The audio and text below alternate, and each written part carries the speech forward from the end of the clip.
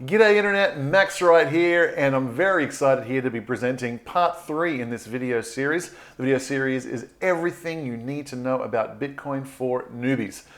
Very powerful video series, so there's no repetition in your learning to take you from zero to hero in the world of cryptocurrency and Bitcoin. So in the last video, we talked about the history of Bitcoin catching us up on where it's come, how it's evolved with regards to its two core promises. But now we're going to zoom in and explore one of those core promises, its primary core promise, which is that it is a store of value. So I think this is, by the way, in this section, you're going to learn one of the funnest parts of history. It's a little known part of history. It's not taught in schools. It's not taught in college. But it is the history of money. We're going to do it briefly, and it's the most important thing there is. The reason it's the most important thing there is that money is 1/2 of every single transaction on the planet. If you go to your job, you're trading your time for money. If you buy something at the garage sale, at the yard sale, you're trading your money for whatever it is you're buying. You're always trading money for time, money for services, money for goods. And so that's why when the government wants to kind of manipulate the economy, the most powerful lever they have is that of changing the interest rates. That's changing the price of money. So when money is broken, when money is not efficient, when money is not sound, when money is corrupt, when anything is wrong with money, it is the single biggest factor in all of our lives. It changes the economy, it changes our personal standard of living, it changes absolutely everything. There's social things that happen as a result of that. And so it's unbelievably important that if there is something wrong with money, that it gets fixed. And that is what this section is all about. Fixing what is broken with our existing system, and how do we fix it, and why is Bitcoin important in that role. So let's go ahead and get into it. And I think this is probably the most powerful chart that I have ever seen in my entire life. And if you really grasp what's happening here in this chart, your whole world changes. And again, this is not taught in school, it's not taught in college, but it is the most important thing that you'll ever learn. We see here a graph, there's 2 lines on it. And the yellow line is the growth of productivity of the average worker. So every year there's new tools invented, new ways of doing things, new management systems. We get smarter and smarter as a society, and our workers get more and more productive. And so just over time, just up and up and up and up, we have the productivity of workers increasing. It's been that way forever. Now, the red line shows the compensation for the average worker. And what the red line reveals is that once upon a time, when the big bad capitalist in the Industrial Revolution, he bought a new factory and he just crammed all these workers in, and back then it was like 5-year-olds and 6-year-olds and 10-year-olds going to work, working in these factories. What happened was that as new inventions came along, even though maybe only the factory owner could afford the steam engine, even though only the very richest of societies could afford the tools that increased the productivity of workers, what happened was, through a whole bunch of different mechanisms in the free market, the quality of life of the workers also increased, right? As the productivity of the worker increased, the quality of life of the worker increased as well. His compensation in real money went up through some mechanism or another, that somehow it trickled down to the worker. Even though it was the factory owner who owned the tools, nonetheless, the quality of life of the average worker went up until 1971, 1972. What happened in that era? Well, as I mentioned in a previous video, 1971, Nixon closed the gold window. What does that mean? It means that prior to that date, the amount of money that the governments could print was fixed. Only as much gold as they had could they create the money. If you have a US dollar note, you have it. That is a promise on gold sitting in a vault. You bring in the paper note, say, here, you go to a bank, here's my dollars, give me my gold, you take your gold. All right? And it's a promise for gold. The only way to expand the money supply, to print money, is to go and do the dirty hard work of mining and digging up gold. You dig up the gold, you put the gold in the vaults, now you can print up more money. And this is said to be a sound money system. Money is considered sound because It cannot be at the whim of a government, by the stroke of a pen. It cannot, the supply of money cannot just be changed. In 1971, that is no longer the case for the world's reserve currency, the United States dollar. Nixon closes the gold window, and now governments can print money at their leisure. They vote on it and just decide, let's just go and make more money. And this creates what is inflation. It's important to understand, this creates what we call inflation. Now, inflation is actually inflating of the money supply. The moment they create the money, the inflation has occurred. We then measure inflation by how high prices go up. As prices go up, we measure that inflation. But in today's vernacular, we say the inflation is the rising prices. It's not actually true. The inflation is the inflating of the money supply. Like a balloon gets bigger, it inflates. The money supply is getting bigger, that's when the inflation occurs. We measure the inflation by higher prices. Okay, now why is this chart so revealing? Why is it so telling? That when money is not sound, the average worker does not get to participate in the technological advance of the day. As new technologies are created, productivity increases. Without sound money, the worker doesn't get to benefit from that. And that creates this massive divide, a massive wealth divide. And that's why you'll see in certain totalitarian countries and things like that, where they have been doing this the whole time, there's the biggest gap between richest and poor countries are usually the socialist communist countries of totalitarian rule, where the rich and the bureaucrats are the richest because they get to print the money, and the workers just stay very, very poor. That's just typically how it works, right? And it's all revealed right here in this very, very elegant chart. And so for a lot of people, and I would say I would be one of them, that the wealth divide and the growing wealth divide causes big, big problems in society. And this fact is hidden from most of us. So people are running around with like chickens with their heads cut off, advocating for things that actually make it worse. You know, free government programs, free this for poor people, free that for poor people, higher minimum wage. All of these things actually exacerbate the problem and make it worse. The thing that actually fixes it is very, very simple and elementary. We just need a sound money. And then the quality of life of workers go up. Now, I want to help you quantify just how bad this graph is. This happened in 1970, and almost with barely any movement, there's a slight improvement.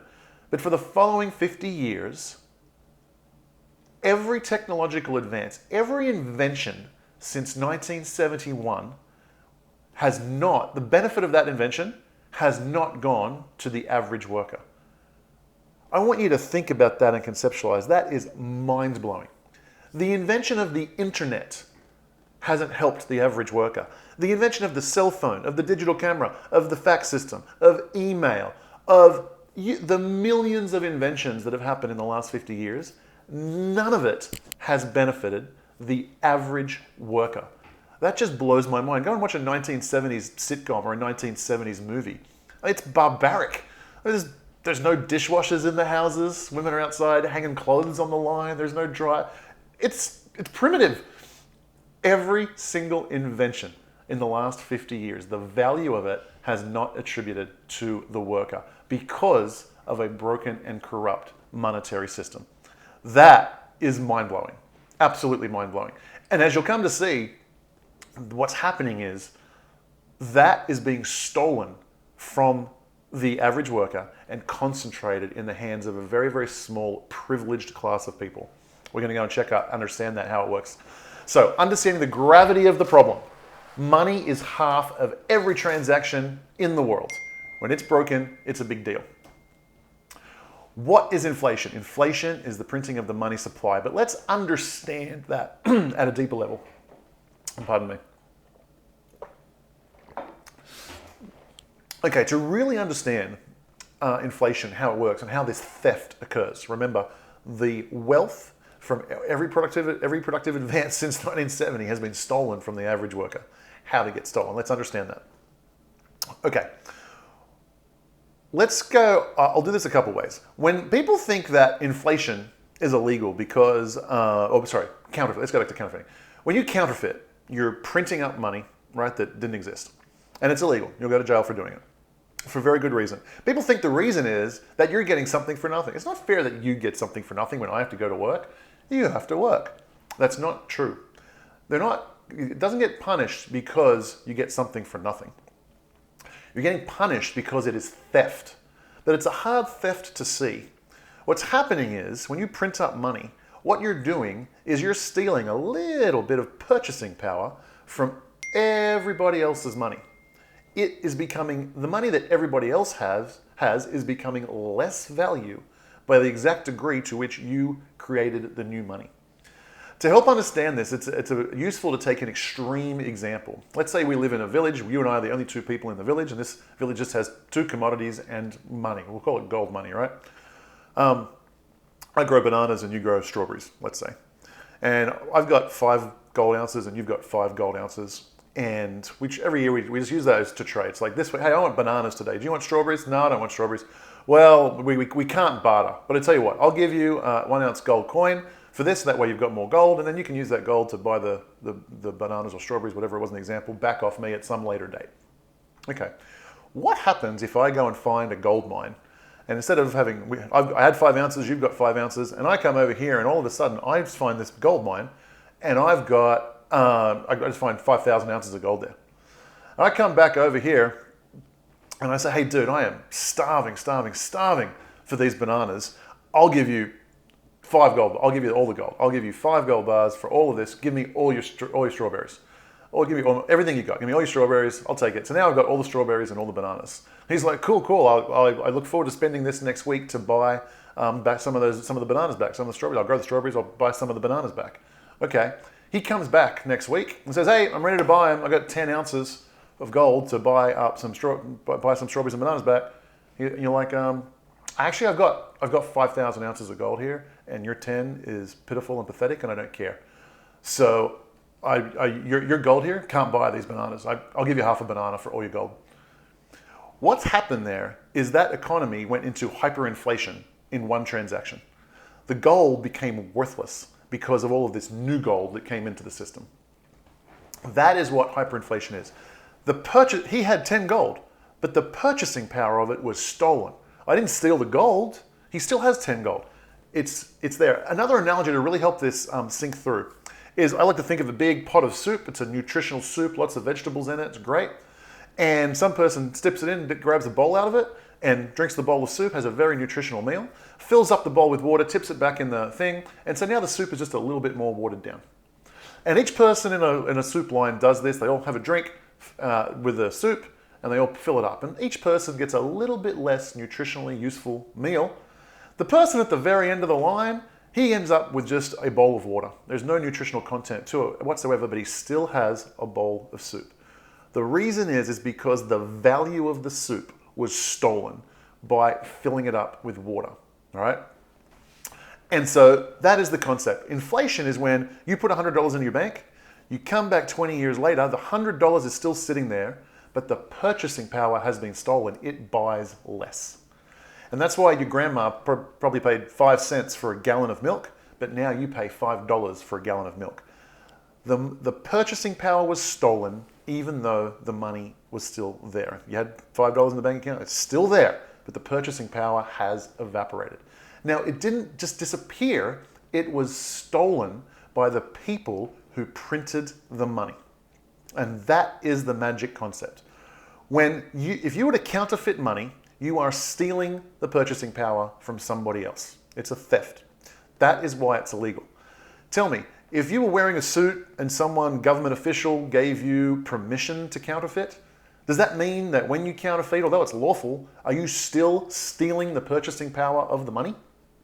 The answer is yes. The mechanism of theft still takes place, whether it's legal or illegal.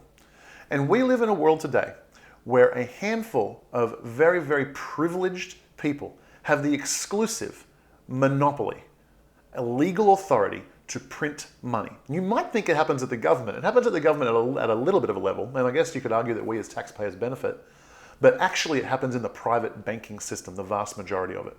And there are certain people who have the privilege of being able to print money. And I want you to really understand now that that privilege is really stealing money from the working class of the country. And that is where all that power that wealth has gravitated toward that. They have an unbelievable amount of power, an unbelievable amount of wealth, and an unbelievable privilege that they are protecting. And so they have influenced the education system, the media system, Hollywood. And there's a reason that you don't know this unbelievably important fact about how the world works and how money works. And so what the promise of Bitcoin is there's a lot of problems with gold, which we will get to in just a moment. But now that you understand the problem, what Bitcoin is, the promise to solve it. Now you might say, hang on, Max, if this is such a gigantic problem as you are suggesting, then surely there would have been entrepreneurs out there trying to solve the problem before. And the answer is there absolutely were. And this is another incredible part of history that you need to understand. And really, because without understanding this, you won't fully appreciate the gift from the gods that Bitcoin is. So a relatively handful, let's say 2, 3, 4% of the population understand this problem. The vast majority do not. We've understood it for decades and much longer. So what can a private citizen do about that? Well, if you can not save your money in gold, so what you can do is you can invest in stuff. We call it investing, and you can do it. You can invest in the stock market. You can invest in a whole slew of things. But arguably, like for the longest time, for thousands of years, the safest thing was money. It was gold, I beg your pardon. Just buy gold. Gold does hold its value. It's a good store of value. You can just borrow it. It doesn't have, and you can just put it somewhere, store it. And that's good. It's a pretty good way. Like if gold was $30 an ounce in like 1920 or something like this. And so, it's gone up a lot and it's held its value. So it's done a good job of doing it. But it's very, very hard to work with, and it's very, very hard to be useful, especially in a 21st century digital economy. Now, it would be easy to deal with. The free market entrepreneurs can solve this problem very, very easily and have tried, but there is a problem with it. Here's the problem. Gold can serve as an excellent use of money. You can store it, you can store its value, and here's what entrepreneurs have tried to do. They've said, listen, send your gold to me and stick it in the vault, and like, Max, you send me your gold and I'll create an account for you. And I'll say, you sent me 10 ounces of gold. And Bob, you send me your gold and I'll create an account for you. Bob, you sent 5 ounces of gold, something like that. And then they've just got a big vault with all this gold in it. We've all got accounts at them. It's kind of like a PayPal account, except you send gold in to fund it. And then what we could do is we could say, just right there online or something, if I buy something from your online store, I could say, pay for it with, 1/10 of an ounce of gold from my vault. And without any cost, I mean, it's just a computer entry, just the entrepreneur who runs the vault can, just like PayPal does, it's just like, well, deduct Max's balance by this much and increase Bob's account by that much. And it's all accounted for. It was just with the stroke of a pen. It was very, very easy to do. Here's the big, big, big problem with it. In order for gold to be used in that way and be useful as a payment rail, as to be able to make payments and buy things and buy your groceries, buy at the e-commerce store, buy things, it needs to go and be in a centralized vault. And here is where the problem starts. Being in a centralized vault, those very powerful people who have this incredible privilege to steal from the entire country all day, every day they are printing out money out of nothing, just creating it, conjuring out of nothing. They have a lot of money to fight that. And in fact, they've got a lot of good buddies in Congress, in Parliament, in both political parties. Very much in the same way, like in the Dark Ages, it was the kings and the popes were this like union. The Pope would say, hey, the God ordains the king as a divine right to rule over you. You must obey him. The king says, give me the taxes. And then the criminals divvy up the loot. The king and the Pope split the money and they rob from the peasants. It's just the modern day version of that. The banking cartel and the politicians, and even these days they include the media and Hollywood and everything else, they all work together to keep this information not well understood, little known, it's never reported, most people don't understand it, to keep their privilege, and then they divvy up the loot. That is how the world works. So, with that in mind, when these entrepreneurs have created these gold vaults, and many of them have, there's been Liberty Dollars, for example, there was goldmoney.com, there's been several over the years. Invariably, what happens is that this cohort of politicians and bureaucrats and bankers, etc., who all participate in the stealing, they thwart it.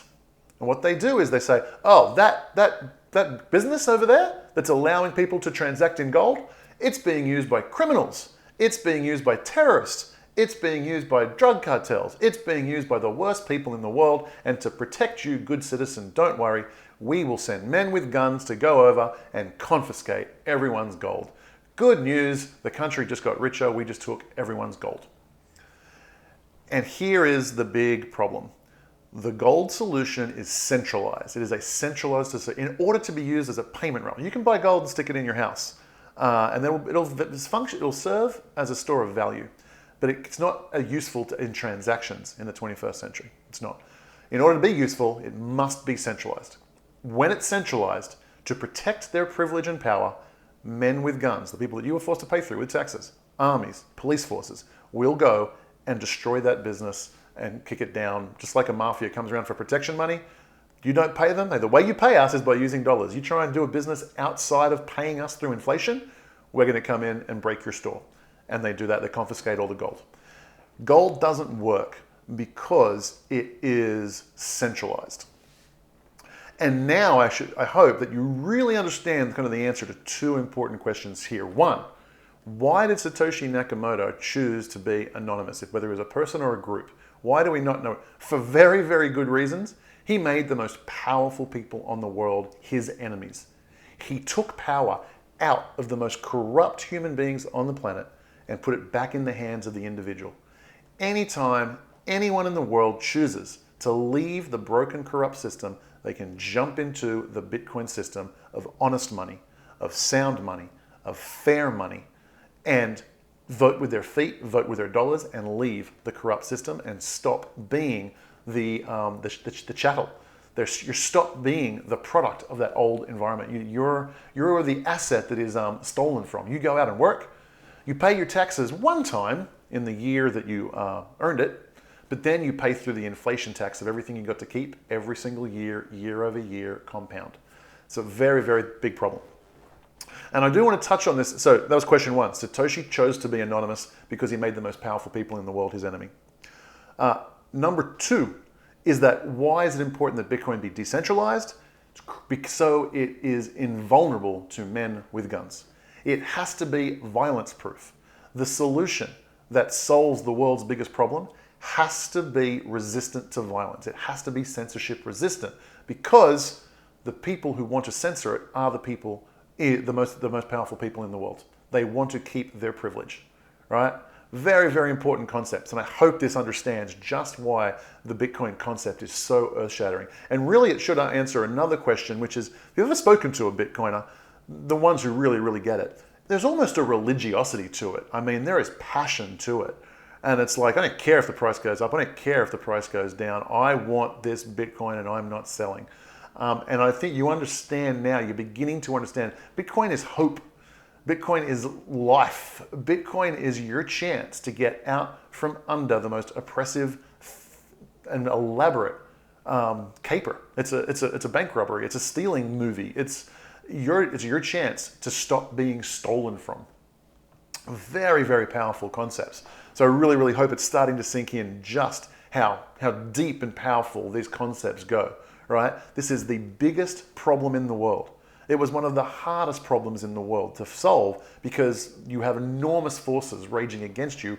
Anyone trying to take away their option, their ability, that privilege to print money and steal from other people, to print money and steal purchasing power from the rest of the world, they're going to come at you. And the solution had to be leaderless because a leader can be decapitated. It had to be decentralized because servers can be unplugged, right? You're really starting to tie in the power of why Bitcoin is so important. So guys, I'm going to leave it there. Let me know, did you learn something there? For me, this is the most interesting part. It's the most interesting history lesson in the history of the world about the most important topic, and it's absolutely critical information to understanding why so many millions of people pin their hopes on Bitcoin. Guys, go ahead, click the like button, click the subscribe button, and be here tomorrow, 10 a.m. Central Time, to get the next installment, part 4, where we're going to talk about Bitcoin's promise number 2, and we will do a deep dive on what it is as a payment rail. Okay guys, take care, and I'll see you soon.